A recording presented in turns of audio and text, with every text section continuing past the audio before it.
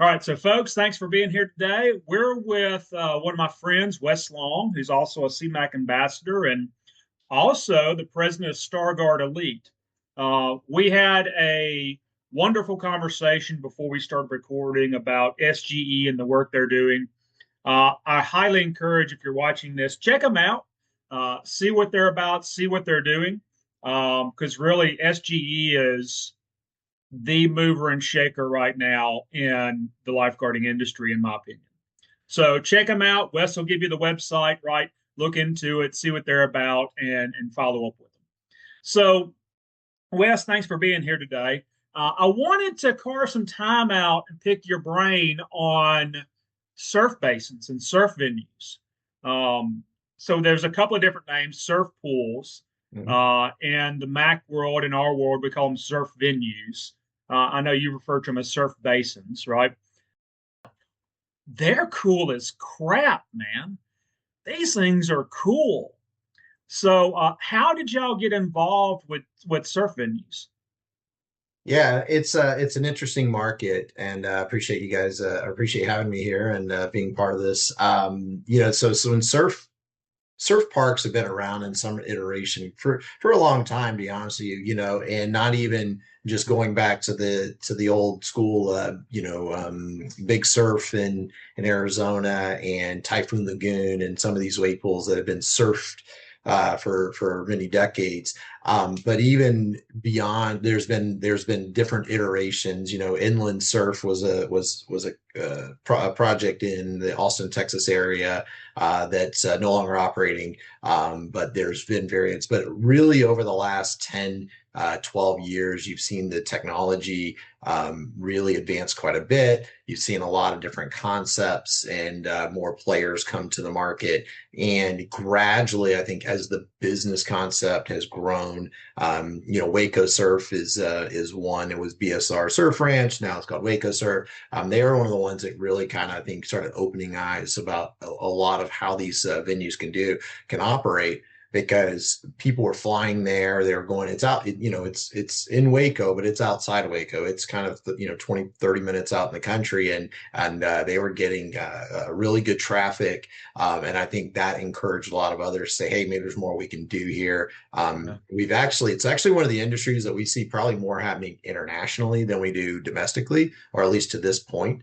And so, for us, we had a couple of client projects and things that we were consulting with, and then several years ago we had a conversation with the Urban Surf Group in Australia, and Urban Surf opened Urban Surf Melbourne when their first basin, and that was about 5 years ago or so, maybe a little longer. And then they've since opened Urban Surf Sydney. Same technology, both of them are using Wavegarden Cove technology, but they had established some things, but they were looking for a partner, someone like as a third party, kind of aquatic safety and risk prevention focus and such, and someone preferably with international reach. And so we had some good conversations with them, and we essentially started a collaboration together, taking a lot of what they've learned, work that we've done with organizations, other organizations as well. And now we're at the point where, we've been involved with a number of projects. The most recent one to open in the US is Atlantic Park in Virginia Beach, which is also Wavegarden Cove tech. But the basins on each of these are so unique. And every time the basin, and particularly the bathymetry changes, the currents and the rips and the sight lines and all these things change with it. But then you look at the other types of technology, such as Perfect Swell, which is Waco Surf, or Endless Surf, which has become a really huge player in this space. And Endless, their tech is more like a traditional kind of shore beach, gradually getting to a deeper water. And there's a pneumatic system on the back that can send waves left, right, splits, all sorts of things like that. Revel Surf has opened up, and we've been doing some work with them in the Phoenix, Arizona area. They have their own proprietary swell manufacturing technology that is producing essentially with kind of what do they call it? Essentially, it's like paddles. Um, and anyways, there are all these different technologies. And so what we did was we realized like, hey, nobody really, there's no real right answer for this. And so our approach has been targeting markets that are new and developing or underserved. We've done a lot of work with artificial lagoons prior to this. And so we took a lot of concepts, things that work in artificial lagoons, in water parks, in ocean life-saving surf. We brought in some surf park specialists, some ocean life-saving experts. We brought in a lot of different people involved and create this like consensus-driven surf park safety program. And then we got involved with like Surf Park Central, for example, and we go to their summit every year and participate with them, listen to what's happening. And so it's just like really kind of multifaceted effort. And it's really a long game for us in terms of saying, hey, as the industry grows, we'd like to be, really be in this position to be a safety partner. But also there was a component of if these venues start opening and they're not following some of these basic standards and procedures, or doing some other things, if the regulators aren't convinced that they're doing things the right way, then we're going to see the regulators come in and create code. And some of it might be unfeasible. Some of it might actually be or impractical. Some of it might the financial feasibility of it might tank projects before they even take off, right? It might say, oh, you need a lifeguard for every 2,000 square feet of surface area, and you have to do this, and you have to do this, and everyone has to be in helmets and shoulder pads. These some of these crazy things, not shoulder pads, but helmets is a popular discussion in this space. So, long story short, there's a lot of moving parts, but we felt like we offered a venue and a channel to bring people together and create a realistic, practical, effective program that and guidance to be able to help not just in the US, but really internationally, regardless of certification agency. We can do, there's a lot of operational best practices. You think about the water parks in the 80s, there was a lot of different technologies and concepts. Yeah. I remember my first water park I went to, they gave us paper tickets and you had to tear off, you got like 10 tickets and each ride was a ticket. And you had to have a paper ticket while you're in water, keep it wet. And you gave them a ticket each time you went up the slide and to go down the slide tower.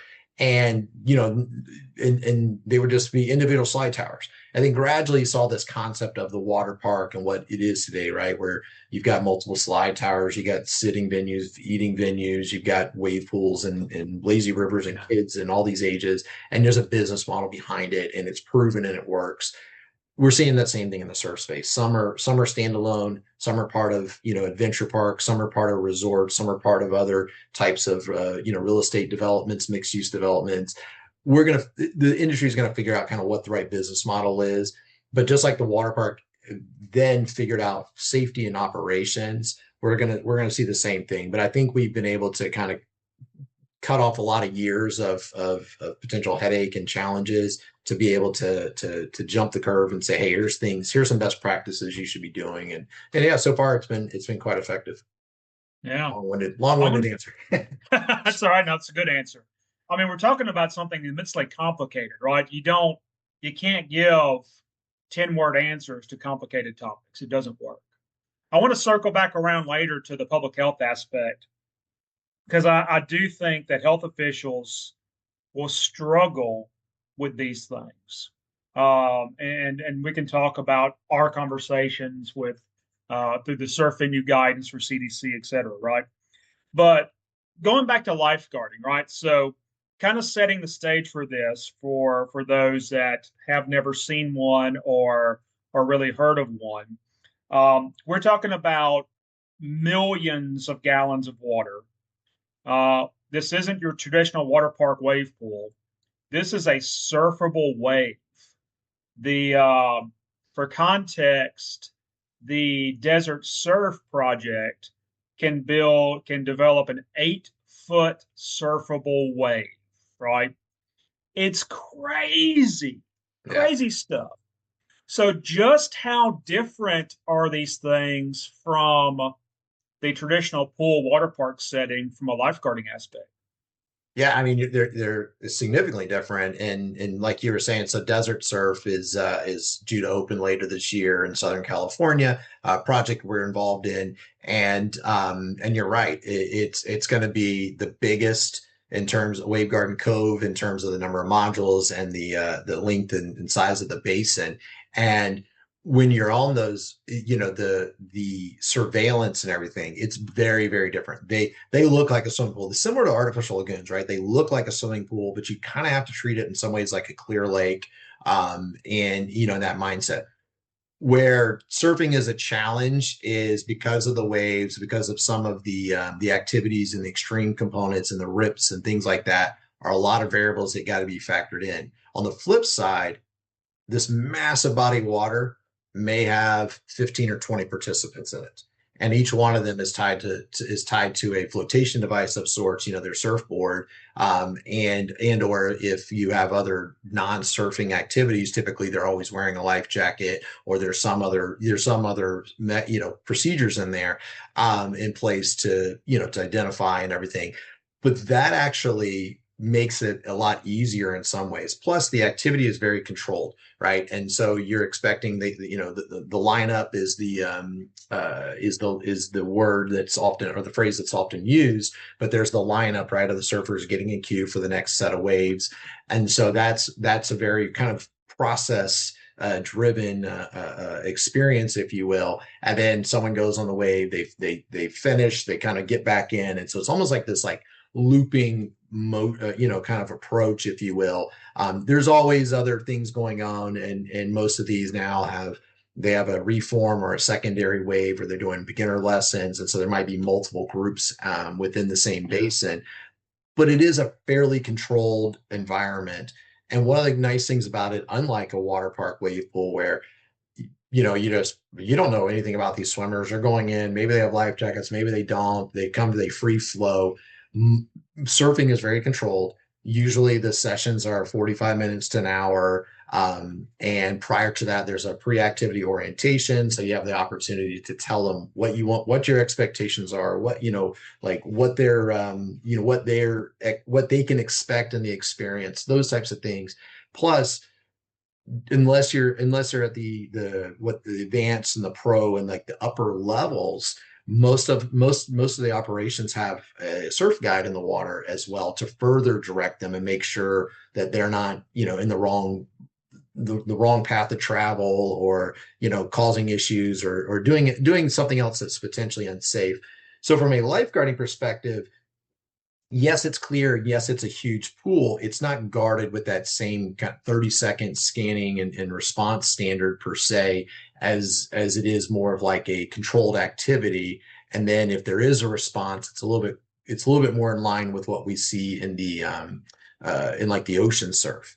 What's nice is you can hit an e-stop, and it's a lot of water moving, and it may take a minute before it all slows down, but eventually it will slow down and it will die off. The waves will die almost immediately, but the rips and stuff still typically are moving, but you can still provide a response, start providing care, and get the person out within a few minutes to then provide additional care on deck. So it's challenging, but it's different. There's just the educational component is very different. But as a whole, I think it's actually highly achievable to have a really high level of safety and risk prevention and surveillance for these venues. Yeah, and I think that's really a good statement to make, right? Because we look at it, it looks crazy. And in my conversations with health officials, and as CMAHC work with CDC to develop their own guidance, right? The big messaging is it looks like a pool, but it's not, right? And you have to approach things drastically different than you would a traditional pool environment, right? How has the training been different, right? Because obviously we're talking about surfs, we're talking about even with the e-stops, that like you just said, that's a hell of a lot of water still moving, right? How have y'all had to adjust training for these things? Well, the technology alone dictates some of the initial training and response and protocols, the basin size and setup. For some of them, rescue boards and that type of equipment are absolutely being used, similar to what we would see in ocean life saving. Yeah. Others, so they're not a client we work with, but they are friends in the industry. The folks from the Kelly Slater Wave Company, Surf Ranch and such in California. That's a large foil. Right. And so essentially it's like a train track, if you will, with a wedge, I mean, with a, a large metal wedge that's pushing water, that's creating this incredible wave. But it's, 700 yards long, something like that, give or take. I mean, it is call it 2,000 feet.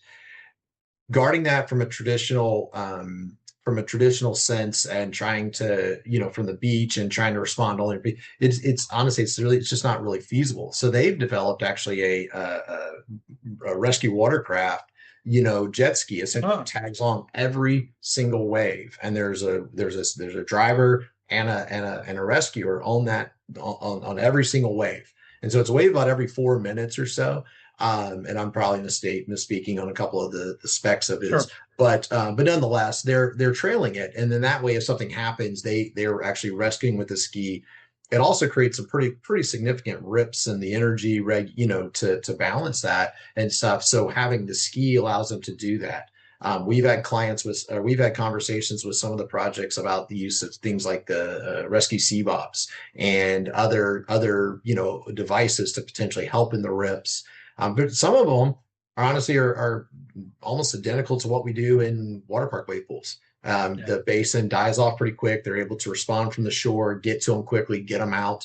Just as almost identical response you would get at at a water park, and maybe even faster sometimes. And so that's where you can't take a McDonald's hamburger approach to this. You really have to sit there and look and see. But understanding, anytime what causes the waves to break, the bathymetry, it's typically the water's getting shallow, the energy is getting channeled. And so you get the break. Someone calls, the opportunities for concussions and spinal and dislocations, and obviously board related injuries, board strikes, fin cuts, things like that.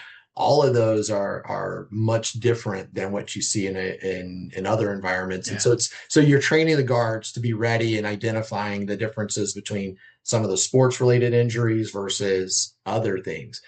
A unique thing that's developed that we've incorporated within our training for these is there's a limited amount of time, and it's not the most it's not the cheapest sport, right? Think of it kind of like playing golf, right? You say, hey, you're going to pay for a round, you're going to get 18 holes. You wouldn't want to only get 16 holes. You want to try to get all of those, but so they get a certain amount of waves, typically an hour, or they know they have an hour. They can catch as many waves as possible. We've seen some like stress induced, physical activity induced, sudden illness, heart attacks and other underlying factors that might contribute, because they get into these rips and then they get into these situations and they're fighting and they're going. And because they're just because the waves are so reliable, so consistent, they can get to it all the time. And the age ranges, I mean, we're seeing young kids, in the, 5, 6, 7 years old, all the way up to, people in their 70s and 80s. And so sometimes you get, person who might have an underlying heart condition, they don't know it, but that stress that's induced in this environment, and the the trying to get as many waves as possible, has triggered some medical events at times. And so so all of those are factors that have come into play. But by and large, I mean, the incident rates and everything we're seeing, I think the insurance companies are still cautious, but I think in time they're going to see that these can actually be run quite safe and quite controlled. Yeah. And they're not nearly as scary as maybe they think they are. Yeah. I mean, I can certainly see that. And it's, you look at these things and you don't have that. There's a cognitive disconnect, right? Where it's not really the ocean, but it's very ocean-like. Mm-hmm. And you underestimate the physicality of what these things needed. And I didn't even think about the rip aspect. I mean, yeah, when you look at the bathymetry of these things, you're going to have rips that drag you back out into the basin. Um, so that's a really interesting nuance there. Just a note on the bathymetry, it's really, I've seen one photo that was shared. It's proprietary, so I can't share it. But if you look at these things empty, man, they are freakish. Yeah. I mean, you have all these peaks and valleys. It's very angular. It's all to control these waves. It's Yeah, wild.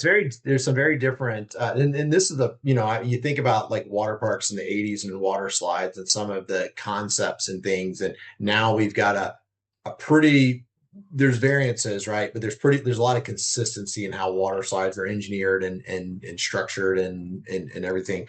Um, we're going to do the same thing in the surf space, but there's a lot of ideas, right, on ways to create the waves. And we've seen essentially like reefs built inside the bathymetry. We've seen others where just the slope of the floor and stuff changes.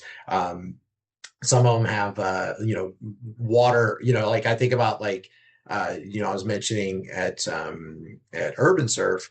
The Wave Garden Cove there it all goes up into a zero entry beach on both of Yeah. theirs. But at Atlantic Park, they actually have like a deep channel, and that channel is actually capturing a lot of that energy and actually makes the rips and the things very different than what we see at the other. Even though it's the same technology, the bathymetry differences creates a very unique kind of very unique experience per basin. So yeah, it's cool stuff. That's wild, man. It's wild. Let's circle back around the public health aspect for a minute Sure. before we stop. What we have a lot of health officials that we work with that may be watching this, and as these things grow in popularity and scope and size, we're going to see more and more questions from public health, right?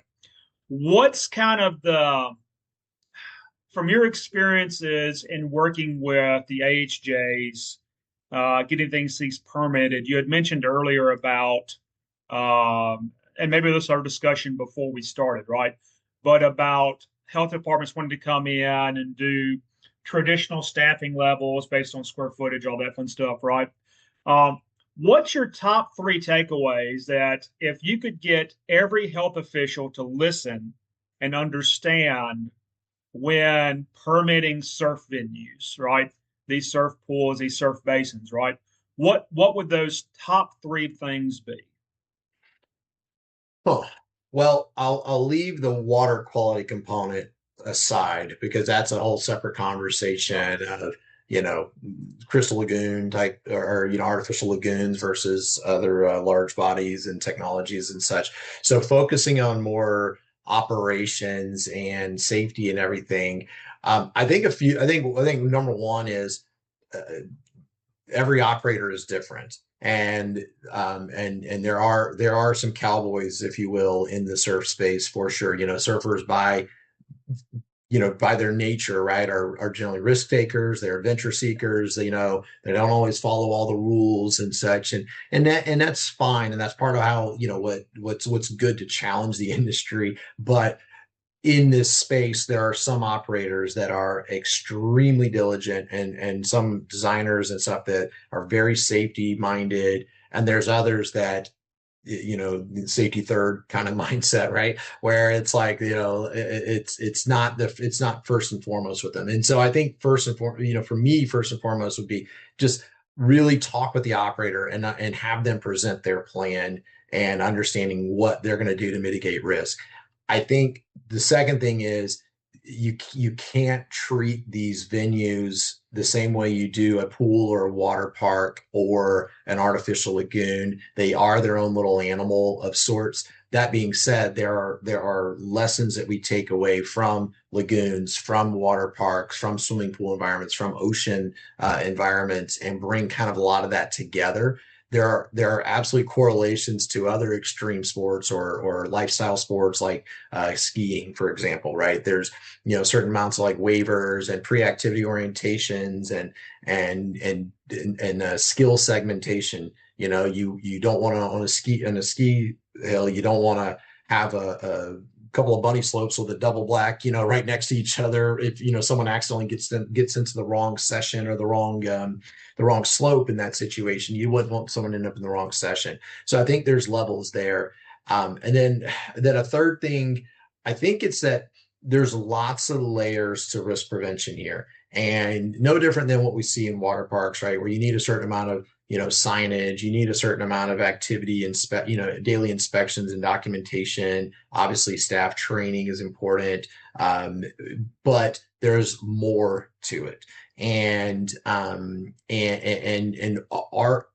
the facilities doing all these different layers? Are they taking them serious when they do it?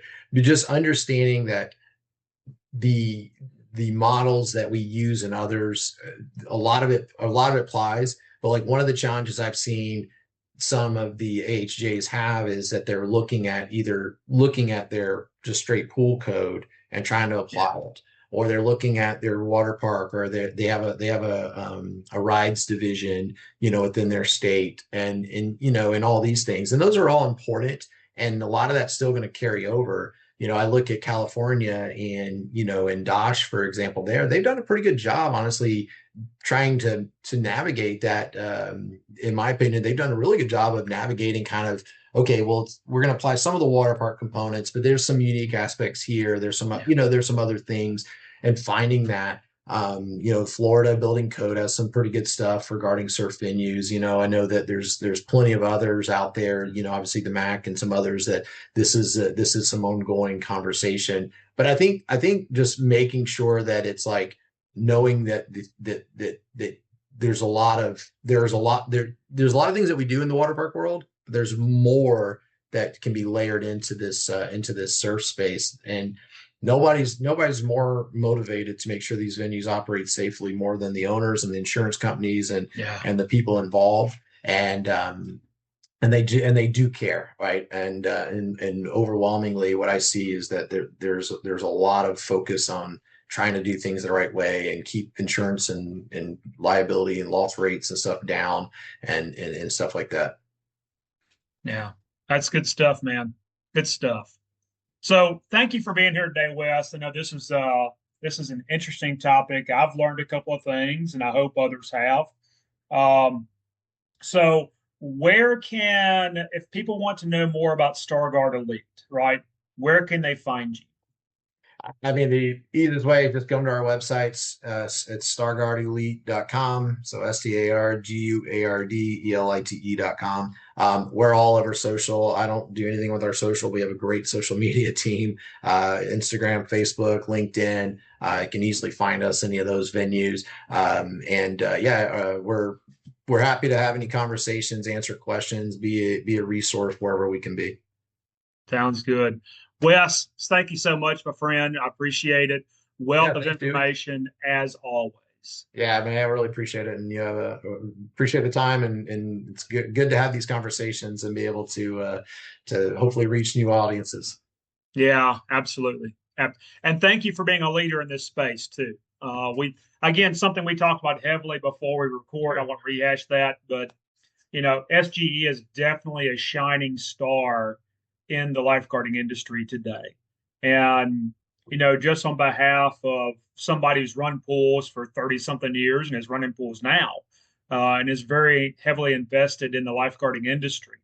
Thank you for your leadership for the entire industry, not just your clients. So I appreciate it. We're lucky to work with a lot of great people, and almost everything we do is consensus through a pretty extensive group of a lot of amazing people. And we're fortunate to have the vehicle we do to be able to try to help in the areas that wherever we can. Absolutely. Thank you again, sir. And everyone, thank y'all for watching, and we'll see you soon.